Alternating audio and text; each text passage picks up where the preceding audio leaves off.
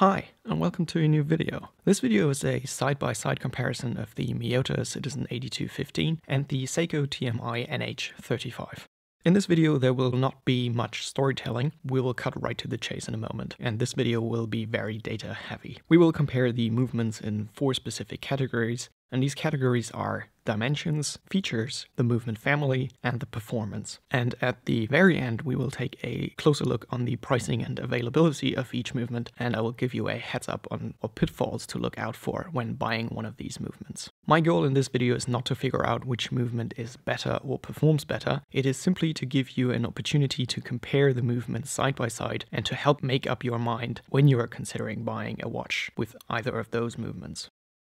For both movements, I already have made individual in-depth review videos, and both these videos are linked in the video description right down below and at the very end of this video. Let's start by taking a quick look at the history of each of the movements. The NH35 is the current standard movement from SEIKO and the last best link in the evolution of these SEIKO movements. And it could be described as a descendant of the 7001 and the 7S26 movement families. The NH35 was released in 2011 and it is in large part a complete redesign to improve on the 7S26 movements and to fix many of the shortcomings that the 7S26 still had, mainly hand winding, hacking second, and also the automatic winding system, which was heavily improved and also got more jewels to reduce wear and increase longevity and efficiency in the new NH35. The MIYOTA 8215, however, is a variation of the 8200 or the 82 family, which was introduced in 1977. MIYOTA is a subsidiary company of Citizen, so it is basically a citizen movement if you want to call it that. The movement has seen continuous improvement over the decades, but it still operates based on the original design, which brings with it some limitations and shortcomings. More on that you can find in my review of the 8215, which is linked in the video description and now in the top right corner of this video. Let's start with the dimensions of the movements. Both movements are relatively slim, which makes them very versatile to be used in many different kinds of watches. The diameter of the MIYOTA 8215 is 26 mm, and the diameter of the SEIKO is 27.4 mm, but it actually, in most cases, is almost close to 30 mm when you factor in the plastic movement ring that secures the movement to the watch. The MIYOTA also has a movement ring. Depending on the application, the diameter might vary here a little bit.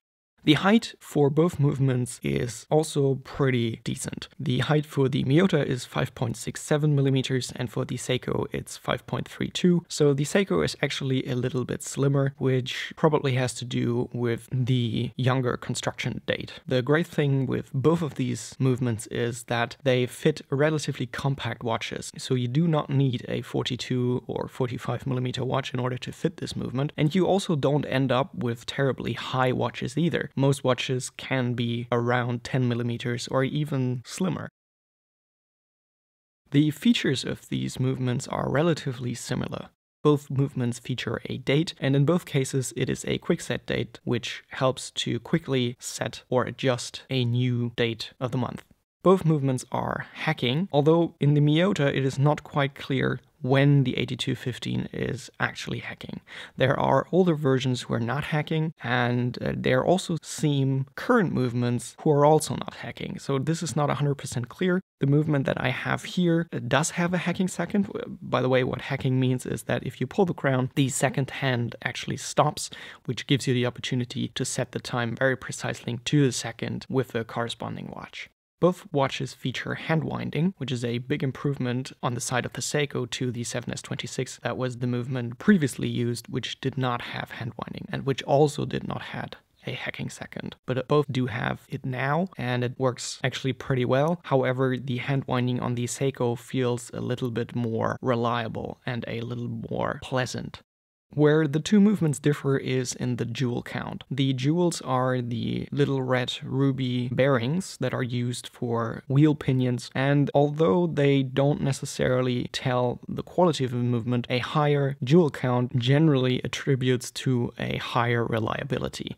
And this is where the SEIKO actually wins in this case. the MIYOTA has a very traditional count of 24 joules, where the SEIKO has a 24 joule count, which I believe mainly has to do with 2 added joules in the automatic system, which improves reliability. Also, the MIYOTA does not seem to have joules in the main barrel, and this is not necessarily a problem in the short term, but it can become a problem in the long term, because if that hole ever wears, it is very difficult to repair and it will shorten the power reserve and the reliability and accuracy of the movement. Whereas the SEIKO will be more reliable in the long term because of the joule, and also be more consistent in its power reserve and its accuracy.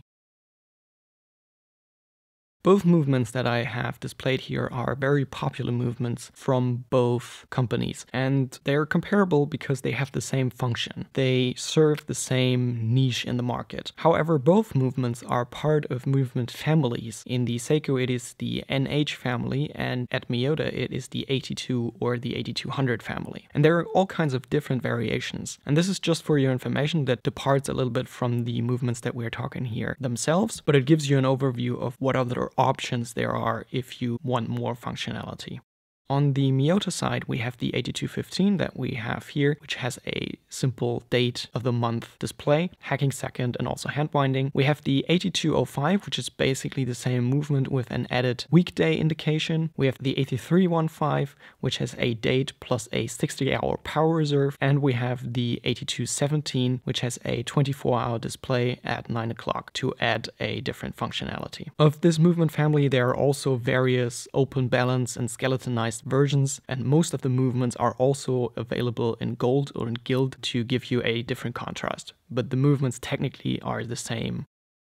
On the SEIKO side, we have the NH35, which we have here, which is also designated the 4R35 most of the time when they're actually used by SEIKO themselves, which has the same functionality as the 8215 from MIYOTA. It has a date of the month display, hacking, second, and hand winding. Then we have the famous NH36, or the 4R36 for that matter, which also has a date indication, and this is basically the successor to the 7S26. We have the NH34, which has a date of the month indication plus a GMT function. We have the NH37, which has a date of the month plus a 24-hour display, the NH38, which has an open balance, and the NH39, which has an open balance plus a 24-hour display.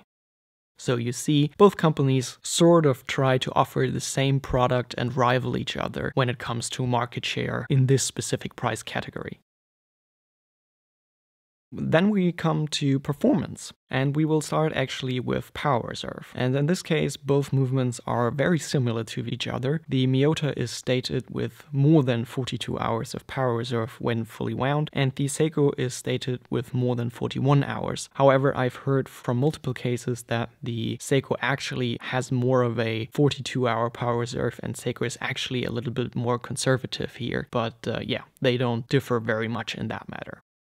Both movements work with a frequency of 21,600 vibrations per hour. This number does tell you kind of what the movement was designed for. The traditional VPH rate in very old movements was most of the time 18,000 vibrations. And today we have high beat movements with 28 or even 36,000 vibrations. And 21,000 is a good compromise where you have enough beats per second that the balance can work in a stable manner and retain a lot of energy and is not disturbed by movement, but at the same time enable a longer power reserve and reduce wear in the movement over a longer period, because obviously if the watch has more VPH, wheels are turning faster and that increases wear. So if either one of these movements would have 28,000 vibrations, it would probably cost power reserve, or you therefore would have to have a longer mainspring, therefore a bigger barrel. They might be a little bit more precise, but the problem is that they would be a little less reliable and need service more often. So 21,600 is a very good compromise between having a relatively precise and reliable movement, but not having a huge need to be serviced. The expected accuracy for both movements is -20 to +40 seconds a day. This is interesting because this specification tells you that, again, MIYOTA and SEIKO are rivaling each other and trying to make movements for the same market fit. The value of both movements is relatively broad, and in my experience, movements are a lot more precise and accurate when you have them in a watch, because typically they can be adjusted to a much higher degree, but -20 to +30 is sort of what the manufacturer deems acceptable. This is basically what you at minimum can expect from the movement. However, in my experience, a SEIKO NH35 can easily be at less than +10 seconds a day. The automatic system is a point where both movements differ a bit. The MIYOTA has a unidirectional rotor and winding system, and the SEIKO has a bidirectional system, which not only makes the SEIKO more efficient, so it takes less time to be fully wound, but it also makes for a much more pleasant experience, because what we have in the MIYOTA is that the rotor is spinning freely in one direction, and there's nothing that sort of puts the brakes on it, and therefore you end up with rotor sound, which can sometimes be a little bit annoying and feel a little bit cheap, actually, to be honest. And at the last point we have the lift angle, which is 49 degrees in the MIYOTA and 53 degrees in the SEIKO. This value does not really say anything in terms of quality about the watch. This is just a number that you need to adjust if you have the watch on a time grapher. This has nothing to do with reliability, and none of the values is better than the other, but I thought it would be important to document these values here. So at the end, we want to look at the availability, and both movements are easily obtainable on eBay or on various Chinese sites. They can also be bought from third parties. They are used in third-party watches. A quick search on the internet and you should easily find either one of the movements. The price for both of the movements is roughly $20 to $50 depending on the source. Usually on eBay they are a little bit more expensive, or if you buy them from companies who use them as kits where you can build your own or buy your own watch kit and then assemble it yourself, the movement will typically also be more expensive, but roughly speaking we are in both cases between $20 and $50. Something to look out for if you want to buy a movement for your own. There are clones and fakes and surplus production movements out there. This is not really that somebody copied the movement and built them cheaply. This is more like these movements were ordered from different factories, and those companies either sold surplus production, or sometimes they just produced more than the company ordered and then they seem to sell them on their own. They seem to be made on the same machinery than the originals. Yeah, this is a subject that is not quite transparent, and honestly something that I don't know enough of. This is something that I just wanted to put out there so that you look for what you get. Another thing to look out for in either of those movements is that sometimes they don't seem to come oiled or pre-oiled or possibly magnetized. So make sure that the movement is in good condition and that it is actually oiled and not magnetized. Thank you for watching this video. I hope you enjoyed it. Like and subscribe if you don't want to miss out on new videos in the future. And you can also follow me on Instagram for more content. You find the link for Instagram in the video description. If you have any watchmaking related questions, or if you have any ideas for future videos, feel free to comment them in the comment section down below. Thank you, and I hope to see you in the next video again.